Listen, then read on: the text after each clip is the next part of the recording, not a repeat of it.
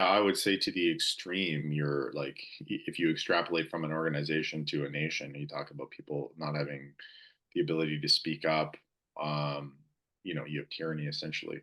And you see that in organizations that struggle, you have sort of tyranny of management, where it's, often do as I say, not as I do. Don't ask questions. Don't push against the status quo at all. I've worked in organizations like that, and one of the things that you notice is that innovation dies. If you're Yeah, not, if you're foolish enough to think that the ideas of, you know, the ideas that come out of ten people's brains are going to be superior to the idea that come out of 1,000 or 2,000 people's brains or 100 people's brains. Not that everyone has great ideas all the time, but just on aggregate, you'd be foolish to think that less people contributing to something is going to lead to a better result within an organization. Definitely, everyone has to some extent, know their strengths and weaknesses and be able to contribute in their areas of strength while trying to improve their weaknesses.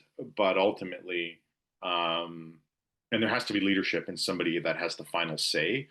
But you definitely want to glean all of the ideas from under every rock within your organization in order to find the best ones. And if you're not willing to listen to what people in the organization are saying, or you don't encourage them to speak up when they have an idea or to speak up when they see a problem, yeah, you're probably headed for disaster. Um, I think about I think it's the Ford Motors Company example where they implemented a suggestion box when they were struggling mightily and they were able to turn the company around. This was a long time ago. I know that a lot of the automakers now are struggling again, the North American ones, but yeah, they implemented a suggestion box. I think it was something as simple as that. And they actually took those suggestions and applied some of the ones that were good. And they were able to turn the company around in terms of profitability. There was a restructuring that had gone on at that point at the management level. And they essentially wanted to shift the culture. And that was a starting point for them.